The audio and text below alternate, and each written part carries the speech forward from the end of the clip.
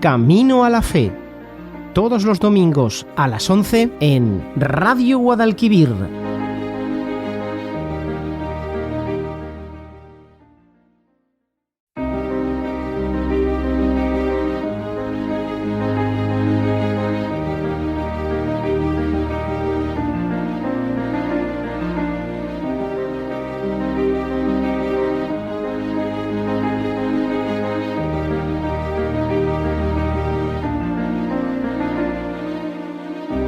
Queremos ser una iglesia que sirve, que sale de casa, que sale de su templo, que sale de sus sacristías, para acompañar la vida, sostener la esperanza, ser signo de unidad, para tender puentes, romper muros, sembrar reconciliación.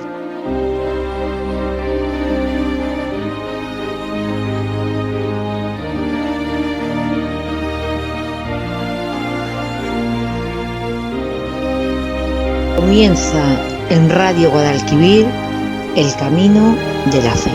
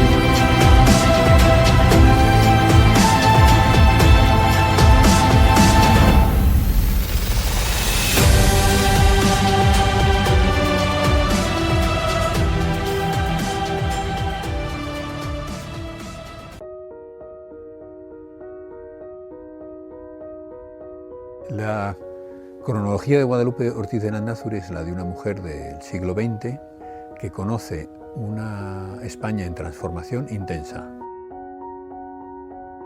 Conoce la España del primer tercio de siglo, donde su padre tiene un empleo militar que la lleva a conocer el protectorado de España en Marruecos y a formarse en un instituto en el que pasará 6 años en la enseñanza secundaria, rodeada de una cultura muy distinta de la española que ella había podido conocer en la península. La estancia en Tánger es muy importante porque dejó en ella muchas vivencias. Se quedó muy marcada. Allí pues iba al colegio con niños musulmanes también, jugaba con niños musulmanes, conoció costumbres musulmanas. Era una edad, digamos, entre los 8 y los 11 o 12 años que se le queda marcada para toda la vida, ¿no? De la trayectoria de Guadalupe creo que se podrían destacar varias cosas. Una primera es la valentía casi física, a veces desafiante. De niña desafía a sus compañeros de clase, ella está en una clase que son casi todos varones, a ver quién se bebe un tintero. Y claro, los gana, ¿no? Ella gana el desafío, ¿no? Y durante su vida va a tener que abordar tareas en sitios verdaderamente inhóspitos y difíciles, ¿no? Me refiero también a circunstancias en las que está empezando una cosa completamente nueva y que a ella a veces no le apetece, ¿no? Como sacar adelante una residencia universitaria, que era algo para lo que no sentía ninguna inclinación. Entonces es una mujer valiente, ¿no? Luego tiene una gran capacidad de escuchar. Es algo que quizá llama la atención, en primer lugar, en términos de lo que es su vida espiritual, o sea, tiene un interés por escuchar lo que Dios quiere de ella, luego escucha lo que el fundador del Opus Dei le dice sobre lo que es la obra, luego escucha dónde le interesa que debe ir, pero luego escucha, por ejemplo, a las personas que conoce en México y las conoce muy bien, y a gente muy distinta. Entonces esto es muy típico de los que tienen la cualidad de saber escuchar, que son capaces de adaptarse a gente muy diferente. Entonces, los campesinos con los que ella trata tienen confianza con ella porque se sienten entendidos. Y también las chicas de la alta sociedad. Y eso llama la atención, esa capacidad de adaptarse a las personas, de comprender y de escuchar. Tiene una gran capacidad de resistencia. Es muy fuerte. Se ve en cómo se comporta ante la enfermedad. pero se ve especialmente en cómo se comporta ante las dificultades morales. Hay algunos episodios en su vida, quizá el más destacado, los que tienen que ver con su padre, que quizá tienen que ver con cómo se forjó su carácter en este sentido. Inicia su carrera como química en la Universidad Central de Madrid y entonces empieza la Guerra Civil. Esto es un hito clarísimo en su vida, no tanto por los acontecimientos políticos que, bueno, lógicamente golpearon a toda la sociedad española del momento, sino sobre todo porque ella está con su madre de vacaciones en Fuenterrabía y su padre es el teniente coronel de la Academia de Tiro de Carabanchel, y en ese entorno se va a producir la noche del 19 al 20 de julio una especie de motín por parte del pueblo pues enardecido que quiere que se le entreguen las armas, y el hecho cierto es que su padre es condenado a muerte y va a ser fusilado. La familia busca las amistades que pueden influir para intentar revocar la sentencia. Estas influencias conducen a que efectivamente llegue la noticia de que va a haber un indulto. La noche del 7 al 8 de septiembre de 1936, Guadalupe Ortiz de Landázuri llega a Madrid acompañada de su madre para reunirse con su hermano y asistir a lo que espera que va a ser la liberación de su padre, y con lo que se encuentra es con lo contrario. Un anarquista, amigo de su hermano, llega para decirle que lo que esperaban que iba a ser un indulto se ha convertido en una confirmación de la sentencia de muerte que se va a ejecutar al alba del día siguiente. Tiene unas horas para conversar con su padre, junto con su madre y con su hermano. Él les dijo que no pensaba que aquello iba a ocurrir. Se preparó cristianamente para morir. Les dijo que se había confesado. Estuvieron hablando del resto de sus hermanos, de Manuel, de otro pequeño que había muerto. Hablaron de las carreras y el padre sintió mucho que, en cierto sentido, el que a él le fusilaran iba a truncar esas carreras. Rezaron muchísimo. En un momento determinado su padre le pidió a Guadalupe el rosario y estuvieron con él acompañándole toda esa noche, ¿no? Mucho tiempo después, cuando ella ya ha muerto, su hermano Eduardo, hablando de ese momento terrible y doloroso, pues manifiesta cómo la serenidad de Guadalupe a él le dio serenidad y fortaleza.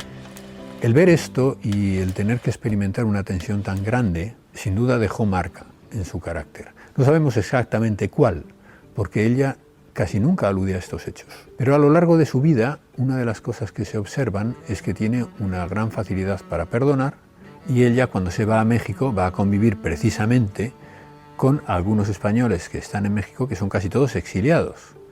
Y sin embargo, como ocurre con las personas de buen corazón, en Guadalupe se ve que esto no se tiene en cuenta en absoluto, y hace una gran amistad con personas que estaban muy ligadas al bando republicano. Y algunas acabarán siendo del Opus Dei, como por ejemplo la poeta Ernestina de Champurcín. Esta convivencia y esta amistad con personas lo que manifiesta es que su capacidad de querer está muy por encima de la cuestión de las opiniones políticas o de la manera de entender la vida de otras personas. Por otro lado, su buen humor. Guadalupe es una mujer enferma. A algunas personas la enfermedad es en sí misma. A Guadalupe parece que el efecto que le hace la enfermedad es lo contrario. Es algo que puede ofrecer por los demás. Sobre su vida de piedad, ella misma dice que a veces se quedaba absorta delante del sagrario, en el oratorio, en la capilla de su casa, y que no oía el timbre. Un estilo un poco aventurero también, que tenía también una capacidad de afrontar cuestiones aparentemente difíciles, con serenidad, con alegría, ¿no? Y sobre todo, vamos, lo que yo destacaría, cómo respondió con generosidad a lo que ella vio que Dios le pedía, dedicarse su vida realmente a buscar la santidad en la vida corriente, en el trabajo, en las relaciones con la gente. Y ahí pues realmente es donde se hizo santa, ¿no?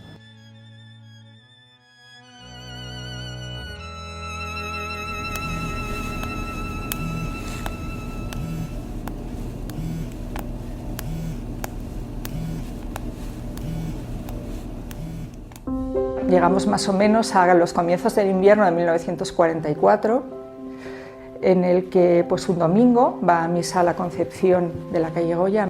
Está en misa y de alguna forma, a pesar de que la homilía no le gustó y dieron muchísimos avisos, ella nota como que Dios, de alguna manera, le toca. Y entonces, de una manera un tanto providencial, sale de misa, se sube en un tranvía y coincide con un amigo suyo de toda la vida, Jesús Serrano, y le pregunta si conoce a algún sacerdote que le pueda ayudar, y entonces a través de este chico va a conocer a San José María Escrivá. A partir de ese momento, la vida de Guadalupe, sin cambiar nada, cambia muchísimo.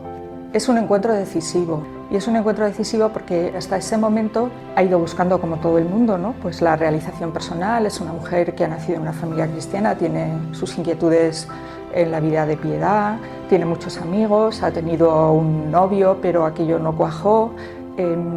Es decir, ha ido haciendo de su vida, que es un proyecto abierto, aprovechando las oportunidades, y supongo que un poco como todo el mundo, a la espera de saber pues qué sentido tiene mi existencia, qué pinto yo aquí. Y de alguna forma ese toque de Dios en aquella misa le lleva a intuir que pues puede haber algo diferente a lo que ha conocido hasta ahora. Entonces ella va a conocer a San José María en Jorge Manrique, un pequeño chalet en El Viso, que es el primer centro de mujeres del Opus Dei en Madrid y por tanto en el mundo. A partir de ahí ella va conociendo el espíritu del Opus Dei y claramente se decanta. Es una mujer que tiene 27 años, o sea, tiene una madurez más que probada y entiende qué es lo que Dios le pide. Guadalupe pide la admisión como numeraria del Opus Dei, es decir, decide entregar su vida a Dios, tratando de vivir todas las virtudes cristianas en medio del mundo. Entiende que Dios le pide el corazón en directo, de manera que no necesite formar una familia porque ya la tiene. El cuidado de las personas del Opus Dei, de los apostolados, el escuchar a unas y a otras, el sacar adelante iniciativas apostólicas, pues todo esto no son actividades, sino que forman parte de algo mucho más entrañable, que es una vida de familia, en la que el núcleo está en la relación personal directa de corazón entero a corazón entero con Dios. A partir de ese momento hay muchas cosas que no cambian porque ella sigue siendo ella, sigue teniendo a su madre y sus hermanos, tiene muchísimos amigos y gente conocida, una gran inquietud científica, pero a la vez todo eso está unido en un proyecto vocacional y que le lleva a plantearse el poner a Cristo en la cumbre de las actividades humanas y tratar de ayudar a todo el mundo. Por lo que hace a las mujeres del Opus Dei, lo primero que hay que decir es que, como el resto de la gente del Opus Dei, su característica fundamental es que son gente corriente, quiero decir que son iguales a otras mujeres de su época. Guadalupe en ese sentido es una mujer más de su época, pero es un poco especial porque no había muchas universitarias, es muy especial porque no había gente tan determinada como ella y no hubo gente que se trasladara tanto para hacer cosas tan diferentes como ella hizo. En ese sentido, Guadalupe es muy corriente, pero es muy especial al mismo tiempo. Hay un factor, diríamos, en las mujeres del Opus Dei que sí que comparten también con los primeros del Opus Dei, que es vivir una vida de desafíos de pioneras. Entonces ella es pionera en la manera de vivir la vocación, una mujer que quiere buscar la santidad en medio del mundo sin ser una religiosa ni asimilada a las religiosas. Eso era muy difícil. En el caso de Guadalupe es justamente una de las primeras que lo consigue, y lo consigue manifestando su secularidad, por ejemplo, en la manera de entender la profesión, pero al mismo tiempo en la manera de desprenderse de la profesión, de estar dispuesta a irse a otro país y a desarrollar de una manera nueva su profesión allí, como dirigente de una residencia universitaria, como promotora de un lugar de formación para campesinas y como alguien que impulsa la vida espiritual de la gente. Lo que consigue es vivir algo que era una novedad con una gran naturalidad y sin darle una gran importancia. En la relación con San José María siempre llama la atención, por parte de los primeros que le conocen, la enorme confianza que tienen en él y la conciencia de estar tratando con una persona que está muy cerca de Dios, que es muy santa. De hecho, lo que se ve en las fuentes, lo que manifiestan es una gran facilidad para abrirle el corazón, para mostrarse tal como es a San José María, para no buscar aparecer de una determinada manera. No lo mira como a un dirigente, sino que lo mira como a un padre. Guadalupe para el padre es transparente y el padre para Guadalupe pues tiene la confianza de decirle lo que ha hecho bien, mal, regular. Cuando digo el padre me estoy refiriendo a San José María. Sí, verdaderamente es una relación familiar franca, impresionante. Así se puede hacer cualquier cosa, así se puede hablar, ¿no?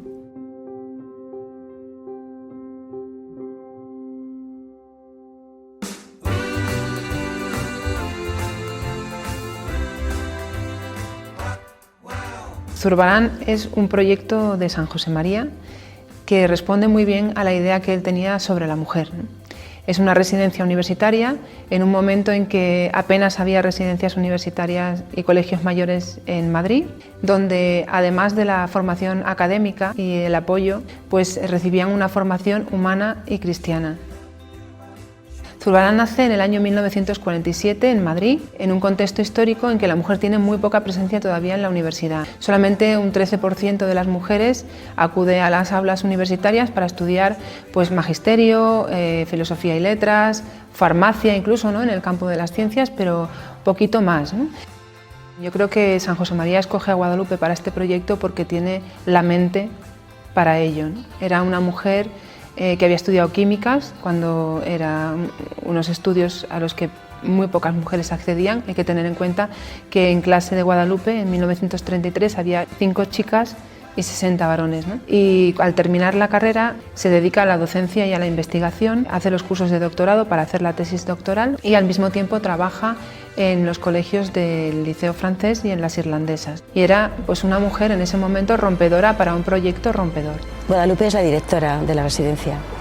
Guadalupe conocía a los catedráticos de la universidad, Guadalupe conocía mucho el mundo universitario, porque ella había empezado la tesis doctoral en el Consejo Superior de Investigaciones Científicas. Por lo tanto, conocía mucho tanto la vida de la universidad como la vida del Consejo de Investigación. Conocía a todo el mundo. En Guadalupe tuvo un papel importante en la formación de las alumnas de Zurbarán, porque en primer lugar generó mucha confianza en los padres, ¿no? Los padres iban, como todo padre, a depositar pues, a lo mejor que tienen, ¿no?, sus hijas en manos de una residencia que les iba a formar en esa etapa tan importante de su vida, ¿no? Y ella supo combinar muy bien la exigencia con la comprensión. Si hubiera que elegir entre comprensión o exigencia, ganaba la comprensión. Ha dejado un estilo en el que importa cada persona. No importan las notas, no importan el origen social, no importa incluso el comportamiento, no importa cada persona. Porque Guadalupe hablaba mucho con ellas, personalmente. Importa cada persona, formar a cada persona en particular.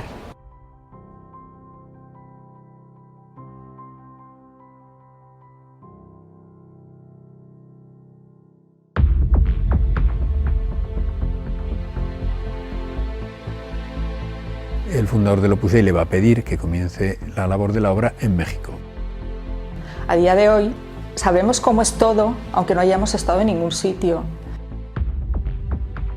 Casi nada nos puede sorprender y probablemente eso nos hace difícil entender lo que suponía para una mujer española normal de los años 50 pensar en trasladarse con otras 2 mujeres y luego alguna más a México.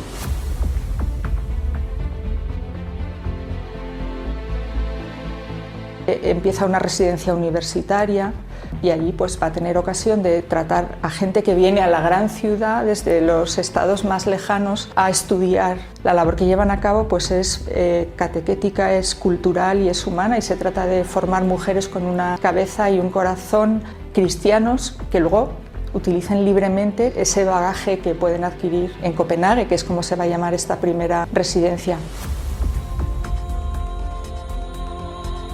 Y luego está la Guadalupe, que enseguida detecta una necesidad importante en el México indígena y rural, que es el dar educación a las mujeres. Los chicos van a la escuela, pero las niñas no, porque a veces viven en sitios muy lejanos, con caminos donde les pueden ocurrir algunas cosas, y entonces la familia las protege guardándolas en la casa. De alguna forma Guadalupe acude a esa necesidad, conoce a las familias, va a caballo, viaja sola, va aflorando todo ese carácter que ha ido acuñando a lo largo de la vida, y luego se deja el corazón en México y saca adelante muchísimas cosas. Su idea clara como docente que había sido y que volverá a ser era facilitar la formación reglada, o sea, poder otorgar títulos que capacitaran profesionalmente para el ejercicio de distintos trabajos, y por eso pues se lanza, bueno, no sola, lógicamente, a la aventura de intentar una escuela de capacitación para estas mujeres en Montefalco,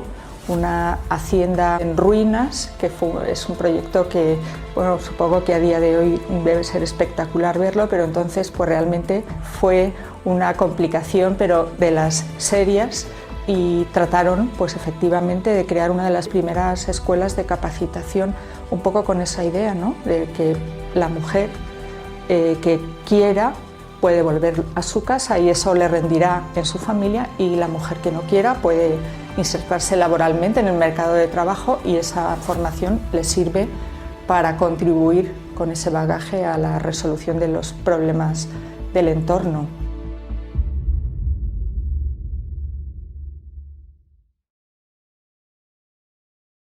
Guadalupe deja México en 1956 de entrada para asistir a un Congreso General en Roma.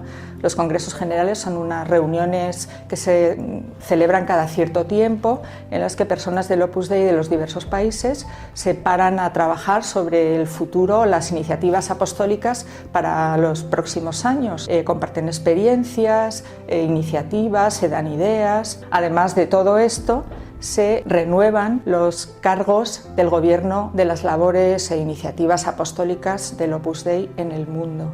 Guadalupe recibió uno de estos encargos para trabajar en Roma, apoyando a San José María. ¿Qué pudo aportar Guadalupe en el poco tiempo que estuvo en Roma? Por un lado, una visión extraeuropea con necesidades que probablemente en Europa en ese momento no se daban, y sin embargo en muchos otros países evidentemente sí. Guadalupe ha conocido el Opus Dei, que es universal en España y después en México, y de alguna forma ese cóctel tuvo que ser bueno. Guadalupe en Roma empieza a encontrarse mal, el examen médico dice que tiene una enfermedad cardíaca seria, que es preciso intervenir quirúrgicamente. El clima de Roma no le sienta bien y tampoco parece prudente regresar a México, y entonces Guadalupe, donde vuelve, es a Madrid, y ahí pues reinicia su vida en espera de la operación.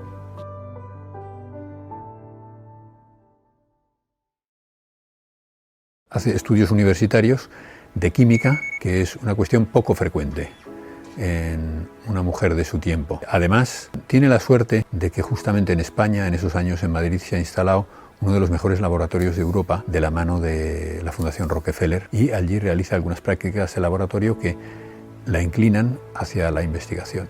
Y una de las cosas que sorprende en la vida de Guadalupe, en su trayectoria, es la flexibilidad con que encara sus decisiones. Es una mujer que fácilmente cambia de planes, como consecuencia de plantearse con más hondura su vida espiritual, de conocer la obra, de pensar que eso es lo suyo, y a partir de ahí su carrera académica se interrumpe, pero no se desecha. Ella vuelve a Madrid, empieza a replantearse como su propio reciclaje profesional. Va a comenzar a dar clases en el Instituto Ramiro de Maeztu, también va a formar parte de un equipo de mujeres profesionales que crean una escuela de ciencias domésticas, y va a plantearse el hacer la tesis doctoral ya en una época, digamos, de madurez intelectual, ¿no? Conoce a Piedad de la Cierva, que trabaja en unos laboratorios, y empieza sus investigaciones, y efectivamente pues llegará a defender su tesis doctoral en la Universidad Central de Madrid.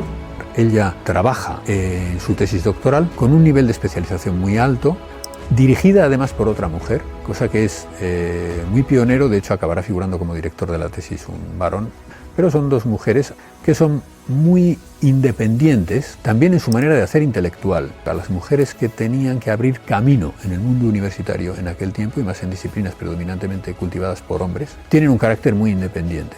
Y una cosa que sorprende al que se dedica a la carrera académica es que Guadalupe no se concentra en la tarea académica en sí, no se empeña en ganar un puesto universitario, no se preocupa por la plaza, sino que saca adelante su tesis y al mismo tiempo da clases en enseñanza secundaria. Realmente pues una tesis doctoral hecha compatible con un montón de otras cosas que te fraccionan el tiempo, la atención. Cualquiera que ha hecho una tesis doctoral sabe que por lo menos necesitas un mínimo de tiempo para argumentarlo todo, y es fácil imaginarse a Guadalupe aprovechando los 5 minutos para hacer una ficha de no sé qué, leyendo algo. Repasó toda la bibliografía científica sobre el tema, sin ninguna pereza.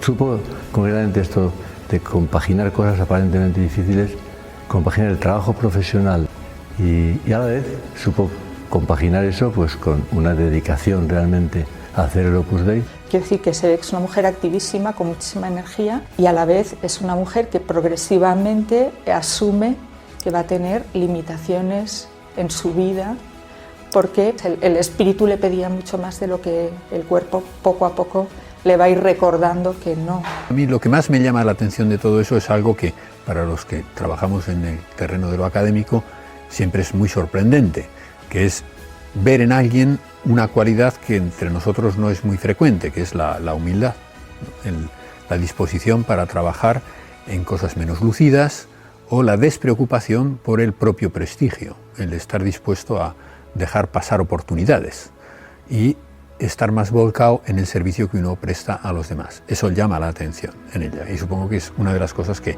le harían más feliz.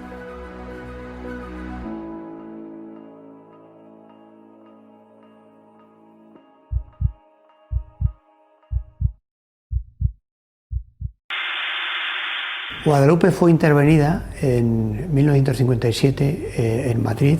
La enfermedad de Guadalupe fundamentalmente era una estrechez de la válvula mitral que había originado una serie de complicaciones en el resto del corazón y en los pulmones. La causa de esta enfermedad era la fiebre reumática que ella había tenido en la infancia y adolescencia. Los primeros síntomas de insuficiencia cardíaca producidos por la enfermedad de la válvula aparecen antes de los 40 años y ya la acompañan hasta que fallece. Estos enfermos fundamentalmente lo que tienen es dificultad para respirar. A medida que va avanzando la enfermedad aparecen síntomas con esfuerzos cada vez más pequeños. Puede llegar a tener dificultad respiratoria con el aseo, al hablar, tienen dificultad para dormir tumbados, tienen que dormir sentados. Digamos que cualquier pequeño esfuerzo, incluso el reposo, les produce dificultad respiratoria, asfixia. Es decir, produce una sensación de astenia muy intensa. En 1970 viene por primera vez a la clínica de la Universidad de Navarra, en la que trabajaba su hermano, don Eduardo Ortiz de Landázuri, y es entonces cuando entra en contacto con el departamento de cardiología. Digamos que lo que más sorprende en el historial médico es la escasa relación que existe entre los síntomas que ella tiene y el tipo de vida que hacía. En 1975 se decide realizar una intervención quirúrgica que se lleva a cabo el día 1 de julio de 1975. La operación discurre sin ningún problema y los primeros 14-15 días del posoperatorio transcurren incluso con optimismo, como se puede ver en las notas de evolución.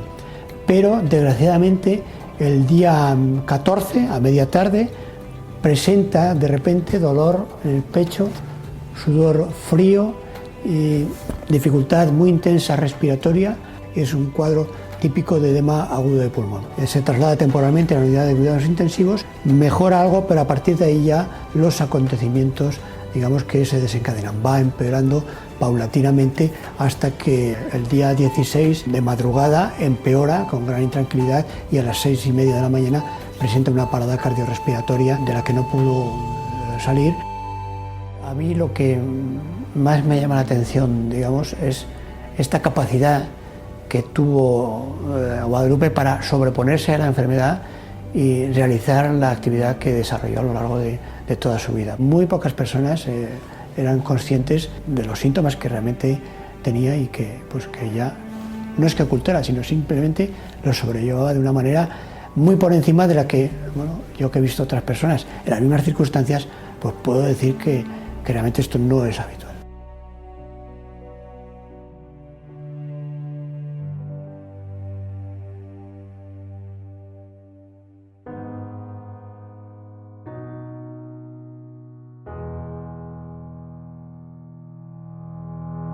Es una de tantísimas, gracias a Dios, tantísimas personas en que la Iglesia reconoce que la llamada a la santidad que el Señor ha hecho para todos no es una utopía, sino es una realidad. La muerte de Guadalupe había tenido lugar en el año 75, su fama de santidad y de favores había ido incrementándose y extendiéndose por el mundo entero. Está bueno tener amigos santos y cuando la conocí y supe que se llamaba como yo, dije, bueno, esta va a ser mi amiga. Guadalupe is a helpful reminder that cheerfulness and holiness really can't be separated.